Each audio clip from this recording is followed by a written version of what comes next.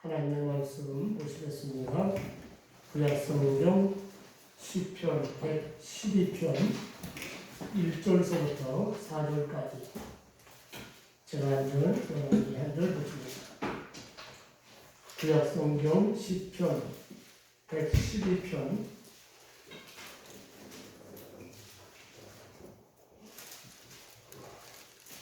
1절서부터 4절까지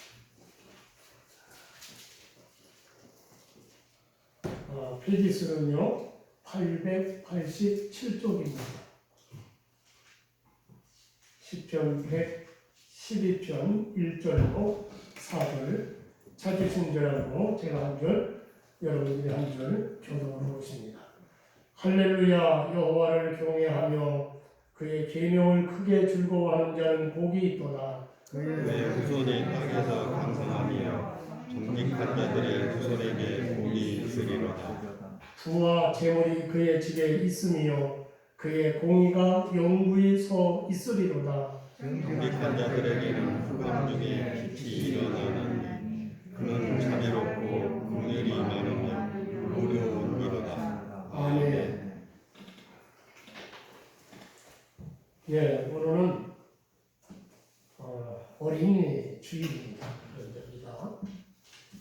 어린이 예배를 드리지 못하는 형편에서 가정의 달 설교로 제가 말씀을 드렸습니다. 오늘 말씀의 제목은 복 있는 사람, 복 있는 가정입니다. 5월은 가정의 달이죠. 교회에서나 사회에서도 5월은 가정의 달로 정해서 가정의 귀중함을 되새기고 있습니다. 세상에서 어떤 가정이든지 복 있는 가정을 만드는 것은 지상 최고의 목표라고 하겠습니다. 그런데 복 있는 가정, 행복한 가정을 만들려면 먼저 복 있는 사람, 복 받은 사람, 그 사람이 있어야 된다는 사실입니다. 그 한 사람으로 인하여 복 있는 가정, 행복한 가정이 만들어진다는 사실이죠. 미국의 뉴욕 교육위원회가 두 사람을 선정을 해서 그들의 후손 5대를 조사해 보았습니다.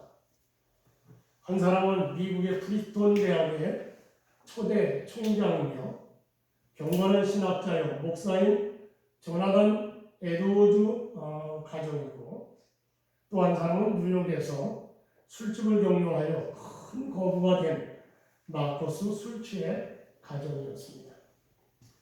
조나단 에드워즈 목사와 뉴욕의 거부 마커스 술취라는 사람이 각각 자기 후손들에게 어떤 영향력을 미쳤는가를 조사합니다.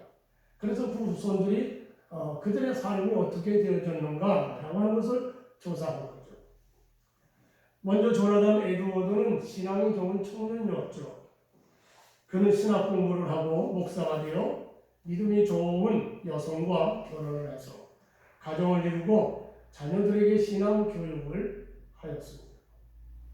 에드워드 목사의 5대까지 후손은 729명으로 나옵니다. 그때는 자녀들을 많이 낳는 시대였으니까요.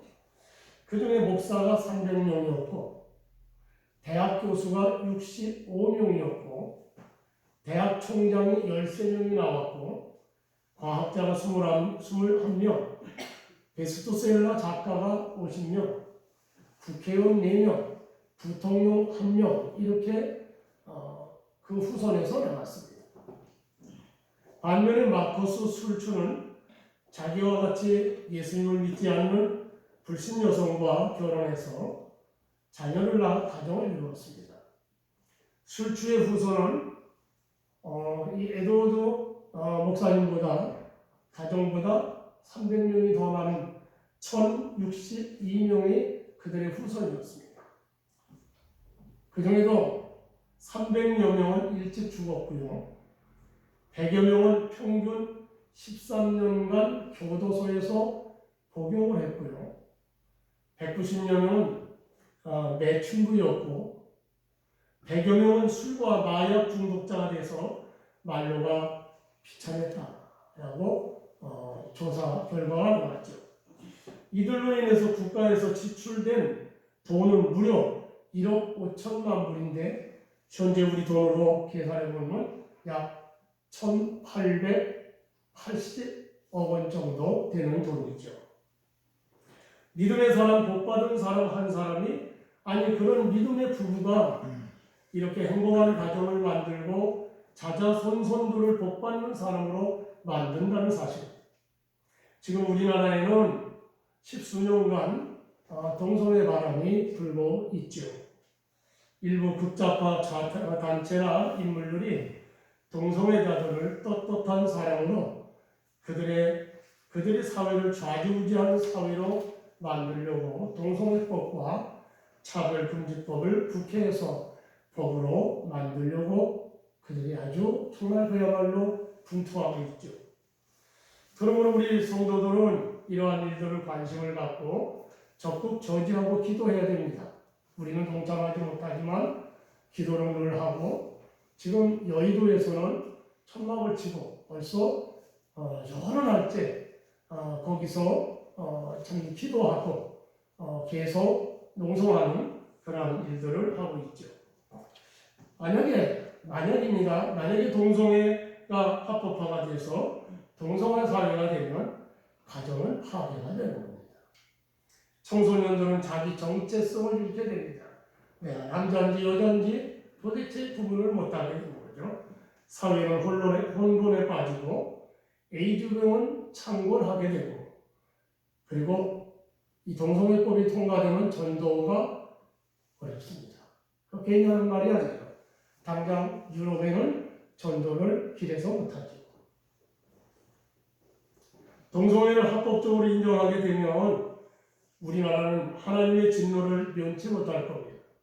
우리 백성들은 복받을 구석이 없어지는 겁니다. 우리 교회는 복 있는 사람과 복 있는 가정을 만들 사명이 있습니다. 하나님은 우리 인생들에게 복 주시기를 원하시는데 그것을 가르쳐서 복 있는 사람, 복 있는 가정을 만들어야 합니다. 오늘 본문 말씀으로 보는 시편 112편은 하나님을 경외하는 자가 받을 복을 말씀하고 있습니다. 오늘 아침 이 말씀으로 교훈을 받아 우리 부천 소망교회에 속한 성도님들과 가정들은 복 있는 사람, 복 있는 가정들이 다 되시기를 주의 이름으로 축원합니다. 첫째로 복 있는 사람은 여호와를 경외하며 그 계명을 크게 즐거워하는 자라고 했습니다. 오늘 1절에 할렐루야 여호와를 경외하며 그의 계명을 크게 즐거워하는 자는 복이 있도다. 본문 1절에서 복 있는 사람을 두 가지의 특징을 가진 사람이라고 말하죠. 첫째는 여호와를 경외하는 자들이고 둘째는 하나님의 계명 즉 말씀을 즐거워하는 자라고 했습니다. 여기서 먼저 복 있는 사람은 여호와를 경외하는 자라고 했는데 그러면 경외라는 말이 뭘까요? 우리 잘 알고 있죠. 경외라는 말의 뜻은 두려워한다라고 하는 뜻입니다. 그래서 우리가 하나님을 두려운 가운데 섬겨야 된다는 것이죠. 그러나 이 본문에서 또 더 본 뜻은 어떤 뜻이냐? 만물의 주인이 되시는 하나님의 존재를 분명히 알고 하나님의 존재를 분명히 알고 오직 하나님께만 순종하고 의지하는 것이 바로 경외라고 하는 뜻입니다. 그리고 여기 또 계명을 즐거워한다고 했는데 계명을 즐거워한다는 것은 말씀을 듣기를 좋아하거나 공부하는 정도를 말하는 것이 아니라 하나님 말씀 하나하나를 마치 보화를 발견한 것처럼 기뻐하고 좋아하는 것을 의미합니다. 그래서 종교개혁자 칼빈 선생은 이 말씀을 이렇게 번역할 수 있다. 그러니까 1절을 이렇게 번역할 수 있다고 했습니다. 여호와를 경외하는 자는 복이 있나니 그 사람은 그 계명을 크게 즐거워하게 될 것이다 라고 했습니다. 그렇습니다. 만물의 주인 되시고 우리 인생의 주인이 되시는 하나님을 아는 사람은 당연히 하나님의 말씀을 귀를 기울여 들을 것입니다. 그리고 그 말씀을 들으면 즉각적으로 순종할 것입니다. 창세기 26장에 보시면 아브라함의 아들 이삭이 살고 있는 가나안 땅에 흉년이 왔습니다. 아브라함 때에 왔던 흉년이 꼭 100년 만에 다시 온 겁니다. 그래서 이삭은 더 이상 고민하지 않았습니다. 100년 전에 자기 아버지 아브라함도 애굽으로 내려간 것처럼 온 식구들과 짐승들을 이끌고 애굽으로 내려가려고 애굽으로 내려가는 길이 블레셋 땅이니까 블레셋 땅은 그랄 땅에 이르렀습니다. 그런데 하나님께서 나타나셔서 이삭에게 말씀을 하시는 겁니다. 그런데 하나님이 어떻게 나타나셨는지는 우리 알 수가 없습니다. 다만 하나님께서 아브라함에게 나타나실 때는 천사로 새 천사가 와서 직접 얘기해 주죠. 천사로 나타났습니다. 야곱에게는 어떻게 나타났습니까? 야곱은 베델에서 꿈속에서 하나님을 만났습니다. 그러니까 꿈을 통해서 만났는지 천사를 보내서 만났는지는 정확하게 알 수 없지만 하나님이 오셨습니다. 나타나셔서 이삭에게 이렇게 말씀을 하시는 겁니다. 애굽으로 내려가지 말고 내가 네게 지시하는 땅에 거주하라. 이 땅에 거주하면 내가 너와 함께 있어 네게 복을 주고 내가 이 모든 땅을 너와 네 자손에게 주리라. 네 자손을 하늘의 별과 같이 번성하게 하며 이 모든 땅을 네 자손에게 주리니 네 자손으로 말미암아 천하 만민이 복을 받으리라 라고 말씀을 하시는 겁니다. 그러자 이삭은 하나님을 경외하는 자였기 때문에 그는 고민하지 않고 즉시 그 말씀을 듣고 순종하여 애굽으로 내려가지 않았습니다. 그리고 그날 땅에서 농사를 지어 100배나 수확을 얻었습니다. 그 또한 하나님께서 이삭에게 복을 주심으로 양과 소가 떼를 이루고 종들이 힘이 많아지는 창대하고 왕성한 거부가 되었다고 했습니다. 누가복음 5장에도 보면 시몬 베드로가 동생 안드레와 함께 갈릴리 바다에서 고기를 잡았습니다. 그런데 그날 밤새도록 고기를 잡았지만 한 마리도 잡지 못했습니다. 그런 아침에 예수님이 오신 겁니다. 예수님이 오셨습니다. 그리고 베드로의 배에 올라타시고는 말씀을 가르치셨다고 했습니다. 무슨 말씀을 가르쳤었는지 성경에 기록이 없어 알 수는 없습니다. 다만 요한복음 1장 40절로 42절에 보시면 안드레가 예수님을 먼저 만나죠. 요한과 안드레가 예수님을 먼저 만납니다. 그리고 그 안드레는 자기 형 시몬 베드로를 예수님께로 데리고 갑니다. 가서 예수님을 이분이 그리스도다. 내가 보니까 이분이 그리스도예요. 하고 자기 형을 예수님께 소개를 합니다. 그때 예수님께서 시몬을 보시고 베드로를 보시고 이렇게 말씀하셨습니다. 네가 요한의 아들 시몬이니 장차 게바라 하리라. 다시 말해서 그 히브리어로는 베드로죠. 베드로라 하리라. 그렇게 말씀을 하셨습니다. 그러므로 베드로가 예수님을 지금 이제 갈릴리 바다에서 만났는데 처음 만나는 게 아니에요. 벌써 이미 2명입니다. 두 번째 만나는 일입니다. 아무튼 베드로는 배에서 예수님의 말씀을 들었습니다. 그런데 말씀을 다 마치신 뒤에 무슨 말씀을 가르치셨는지 예수님께서 베드로에게 이렇게 말씀을 하시는 겁니다. 깊은 데로 가서 그물을 내려 고기를 잡으라 라고 말씀을 하십니다. 밤새도록 고기 한 마리도 못 잡았습니다. 그런데 지금 깊은 데로 가서 그물을 내려 고기를 잡으라 이렇게 말씀을 하십니다. 그런데 예수님이 고기를 잡으라고 하신 이 말씀은 어부로서 고기를 잡는 이치에 맞지가 않습니다. 그러니까 고기를 밤새도록 밤에 잡아야 되는데 아침이 됐는데 무슨 고기가 있겠습니까? 못 잡는 거예요. 그러나 베드로는 말씀을 듣고 은혜를 받았는지 예수님 우리들이 밤이 새도록 수고하였으되 잡은 것이 없지만은 말씀에 의지하여 우리 예수님이 주신 그 말씀 하나님의 말씀을 의지하여 내가 그물을 내리리라 하고 그 말씀대로 순종하여 그물을 내렸더니 그물이 찢어지도록 고기를 잡았다고 했습니다. 그렇습니다. 복 있는 사람은 하나님을 경외합니다. 인생의 주인이신 하나님을 두려워합니다. 그리고 그 말씀에 순종을 합니다. 그리고 놀라운 복을 받는다는 사실입니다. 믿으시면 아멘 하시길 바랍니다. 두 번째는 복 있는 사람은 정직한 사람이라고 했습니다. 4절에 정직한 자들에게는 흑암 중에 빛이 일어나나니 그는 자비롭고 긍휼이 많으며 의로운 이로다 라고 했습니다. 여기 정직한 자는 자비한 자요 의로운 자를 말하는 것입니다. 하나님을 경외하는 자는 하나님을 두렵고 떨리는 마음으로 겸손하게 섬기는 사람입니다. 그러므로 정직하신 하나님을 닮아가는 사람입니다. 그러므로 정직한 자는 4절 하반절에서 이렇게 말하죠. 그는 자비롭고 긍휼이 많으며 의로운 이로다 라고 했습니다. 이것은 정직한 사람이 세상에서 받는 평판입니다.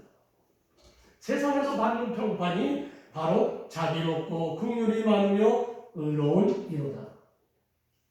우리나라 기업인 가운데 기업인들이 많이 있습니다만 아주 존경받는 인물이 있습니다. 한국유리 창업자인 최태석 회장, 최태석 장로입니다. 이 최태석 장로님은 평안북도 정주에서 태어나 남강 이승훈 선생이 세웠고 조만식 장로가 교장으로 있었던 오산학교를 졸업했습니다. 일찍이 신앙생활을 하였던 최 장로님은 오산학교를 졸업 후에 만주와 중국, 일본을 다니면서 중개 무역업을 했다고 합니다. 당시 최 장로님은 일본에서 콩을 사서 중국에 가서 팔았습니다. 수출을 했습니다. 그러던 어느 날 갑자기 콩값이 폭등했습니다. 그때 다른 중개 무역상들은 재계약을 통해서 비싼 값을 받고 콩을 넘겼다고 합니다. 그러나 최 장로님은 내가 이윤을 더 취하려고 이미 약속했던 것을 어길 수는 없다. 그래서 원래 계약대로 콩을 납품했다는 겁니다. 그때 만약에 값을 올렸다면 당시 가격으로 쌀 4만 가마니의 수입을 얻을 수 있었다는 겁니다. 4만 가마니. 그런데 그걸 안 했어요. 네, 약속 정직하게 한 것을 그대로 했다. 또 서울에서 사업을 하는데 6.25 동란이 일어났습니다. 전쟁이 일어났어요. 그리고 이제 저 대구까지 밀려갔다가 다시 우리 유엔군이 들어와 우리 한국군이 유엔군과 함께 저 북쪽으로 갔다가 일사후퇴가 되었습니다. 그래서 일사후퇴가 돼서 이제 서울이 곧 뺏기게 되는데 이 장로님은 자기가 대출받은 돈을 은행에 가지고 왔습니다. 갚겠다는 거예요. 그러자 담당 직원이 대출 담당 직원이 깜짝 놀라가지고 아니 이 난리통에 어떻게 될지 모르는데 갚을 필요가 있습니까? 갚지 마세요. 지금 세상이 어떻게 되는지 모르는데 어서 피난이 나가세요. 피난. 그렇게 말을 하더라는 겁니다. 그러나 그 순간 장로님은 시편 24편의 말씀이 떠오르더라는 겁니다. 여호와의 산에 오를 자가 누구며 그의 거룩한 곳에 설 자가 누구인가? 곧 손이 깨끗하며 마음이 청결하며 뜻을 허탄한 데 두지 아니하며 거짓 맹세하지 아니하는 자로다. 그 말씀이 떠오르더라고요. 결국 최 장로님은 창구 직원을 설득해서 돈을 갚고 영수증을 받은 후에 피난길에 올랐습니다. 최 장로님이 피난 가신 곳은 제주도로 갔던 모양입니다. 그런데 제주도로 갔는데 제주도에서 만난 군사령관이 최 장로님의 정직함을 듣고 군부대에 절임물을 좀 납품해 주세요 라고 요청을 해서 그래서 최선을 다해서 절임물을 공급했다고 합니다. 납품했어요. 이번에는 신선한 생선을 좀 납품해 주세요 하고 요청을 하더라는 거예요. 그래서 최선을 다해서 생선을 납품을 했습니다. 그런데 갈수록 물량이 많아집니다. 처음에 조금씩 납품했던 것이 점점 고기의 양이 많아져서 이제 다 우리나라에서 걷어다가 갖다 줄 수가 없는 형편이어서 이번에는 원양어선을 구입을 해서 원양어업에 뛰어들 계획을 세웠습니다.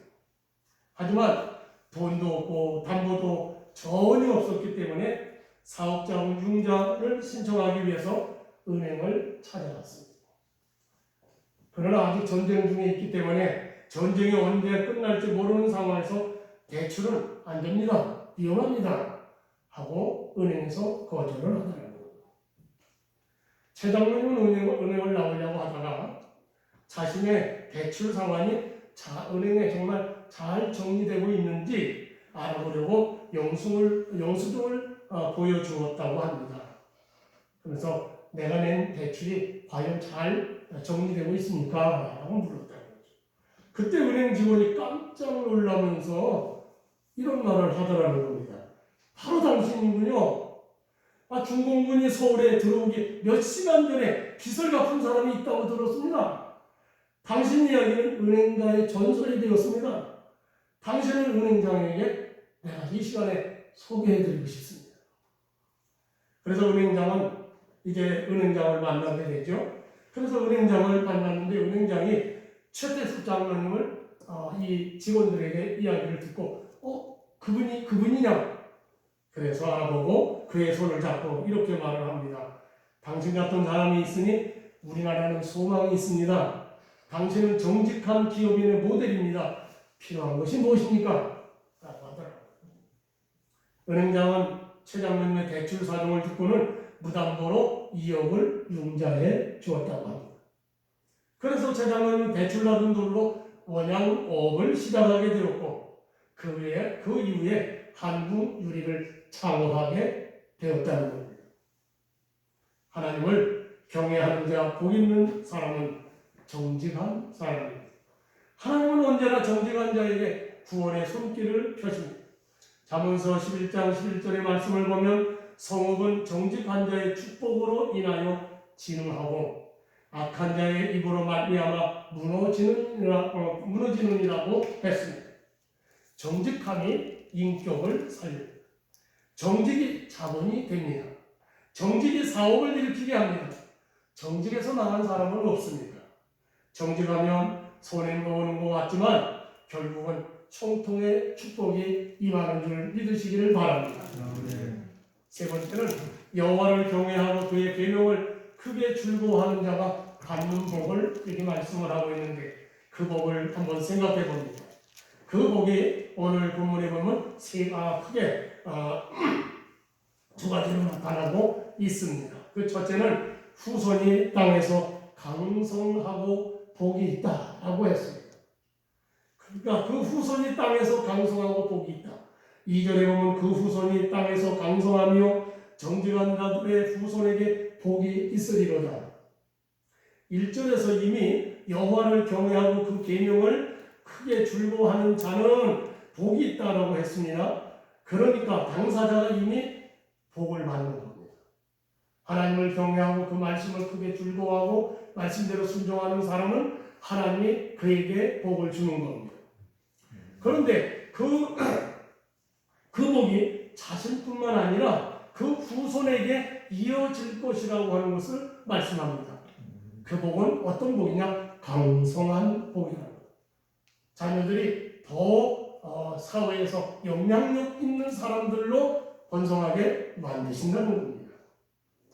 미국 뉴욕의 허드슨 강변에 위치한 강변교회전 리버사이드 교회가 있습니다. 이 교회는 120년 전에 한 가난한 소년이 정직하게 번 돈을 모두 건축 헌금으로 바침으로 세워진 교회입니다. 그런데 그의 손자가 복을 받아서 세계적인 부호가 되었죠. 누굽니까? 그 사람이 바로 록펠러입니다. 록펠러는 이렇게 말합니다. 교회를 건축한 것은 할아버지인데 복을 받은 것은 우리 자손들입니다. 록펠러의 말대로 록펠러의 자손들은 미국의 명문인 아이비리그 대학을 졸업해서 부통령, 재무장관, 대통령 특보, 뉴욕 주지사, 아칸소 주지사, 은행장, 자선 사업가들이 되는 복을 받았다는 사실입니다. 그렇습니다. 하나님의 약속대로 여호와를 경외하고 그의 계명을 크게 즐거워하는 자는 그 자신이 복을 받을 뿐만 아니라 그의 후손이 복을 받는 겁니다. 그런데 그 복은 강성해지는 복을 받는 겁니다. 그러니까 능력 있는 자손들이 나온다는 사실입니다. 이 약속의 말씀을 아마도 자녀를 둔 부모라면 자손들이 그런 축복받기를 소원할 겁니다. 여러분의 자손들도 다 그렇게 되시기를 주의 이름으로 축원합니다. 그런데 이 말씀을 그저 단순하게 받아들여서는 안 된다는 겁니다. 분명히 이 말씀은 하나님을 경외하고 그 계명을 말씀을 크게 즐거워하는 자에게 복을 주시고 그 자손에게 복을 주신다고 약속하고 있습니다. 그런데 하나님을 경외하고 그 말씀을 계명을 크게 즐거워하는 자는 그 당사자가 복을 받는 것을 말씀하고 있죠. 그렇다면 그 후손도 복을 받으려면 그 후손 그 자신들도 이와 같이 하나님을 경외하고 그 계명을 크게 즐거워하는 신실한 믿음의 사람이 되어야 한다는 겁니다. 10계명 중에 2계명을 보시면 출애굽기에 나오는 말씀이죠. 나를 사랑하고 내 계명을 지키는 자에게는 천대까지 은혜를 베푸신다 라고 했습니다. 하나님을 거역하면 3, 4대에 이르기까지 저주가 임한다고 했고 그 다음에 나오는 게 천대까지 복을 주신다.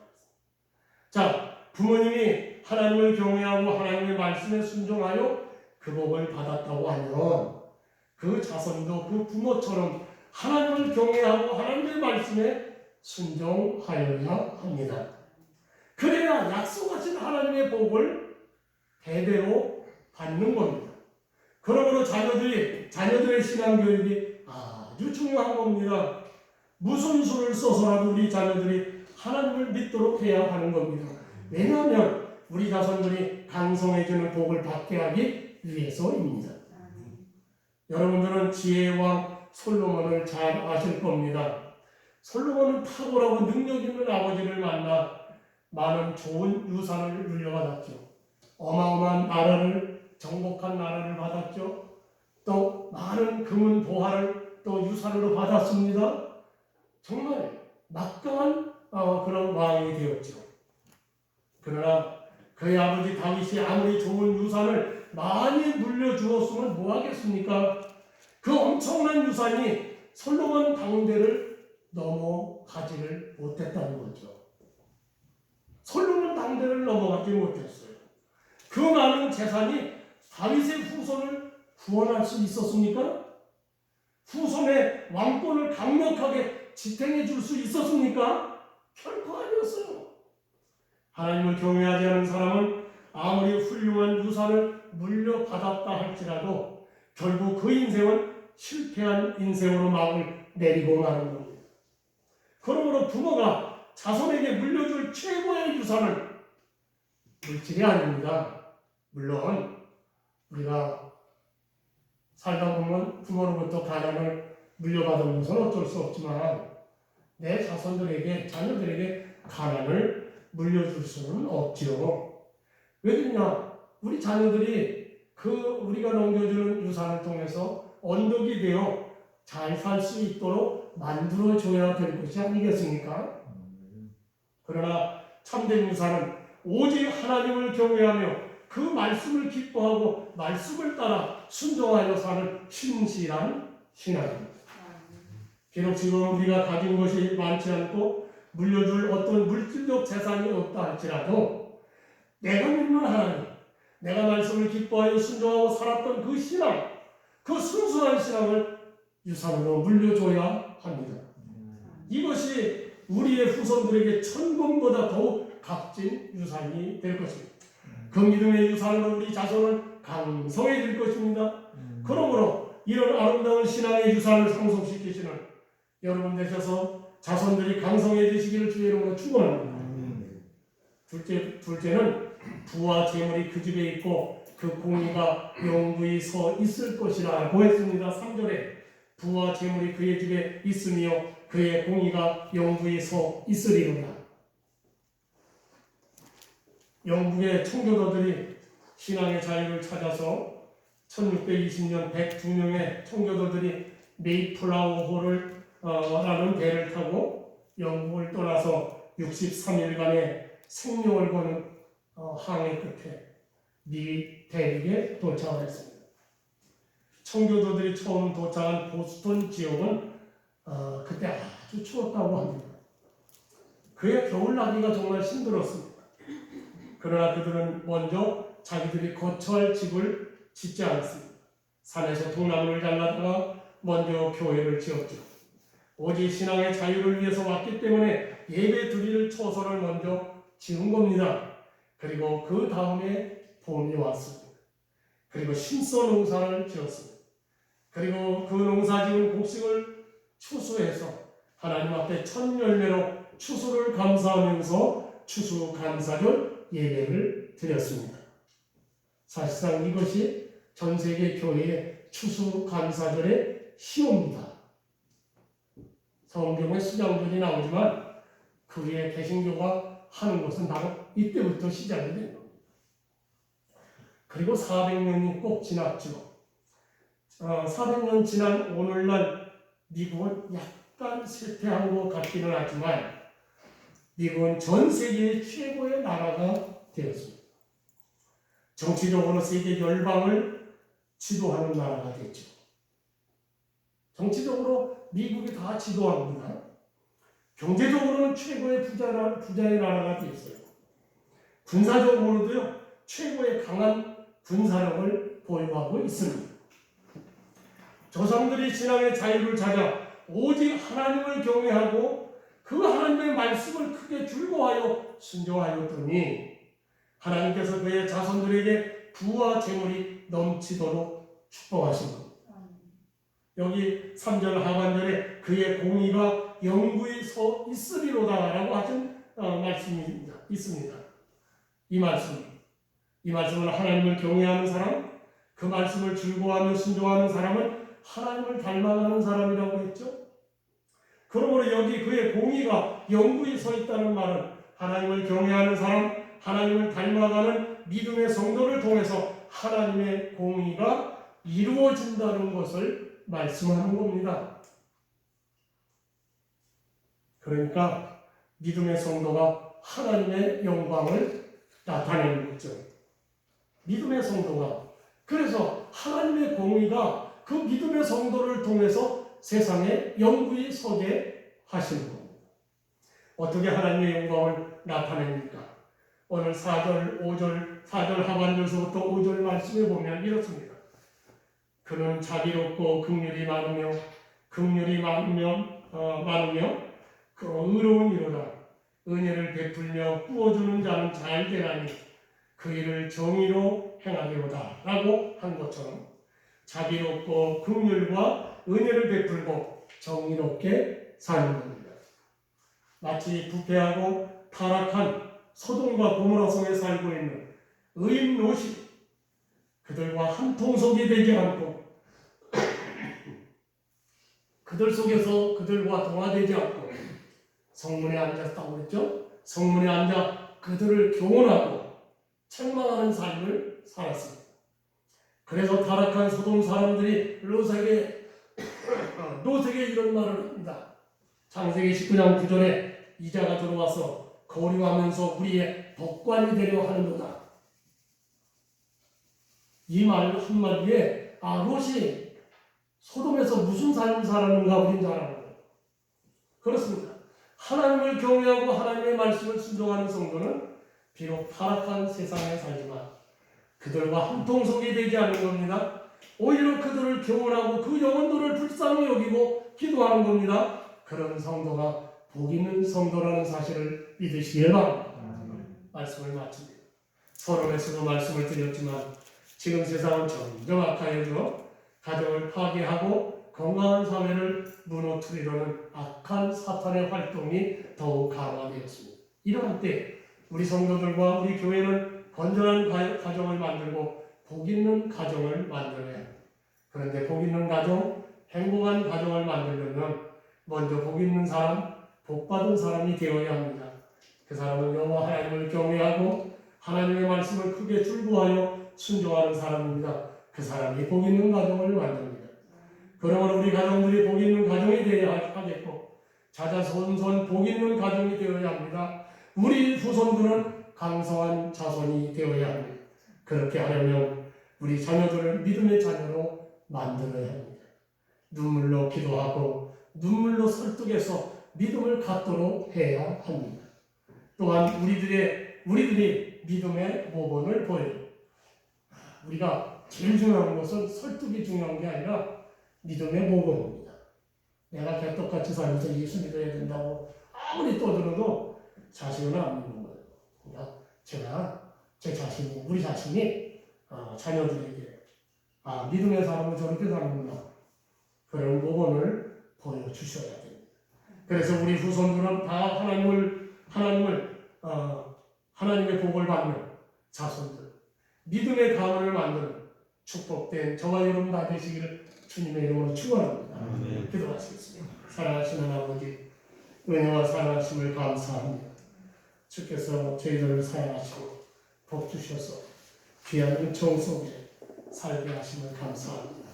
특별히 아버지 하나님 가정의 날을 맞이해서 귀한 말씀 우리 가정을 세워주고 우리 자신이 우리 자녀들이 자자손손들이 복받아 강성한 후손이 되어야겠는데 그것이 하나님의 약속인데 하나님 우리 자신이 하나님을 경외하고 그 말씀을 기뻐하여 순종하고 사는 삶이 되어질 뿐 아니라 이 믿음을 우리 자손들에게 증거하고 가르치고 또한 모범을 보여서 우리 자손들이 다 믿음의 사람으로 정말 이와 같이 강성한 후손들이 되는 하나님의 복을 받는 역사가 일어나도록 하시되 우리 부천서망교회에 속한 온 성도님들의 자자손손들이 이 복을 받게 하여 주옵소서.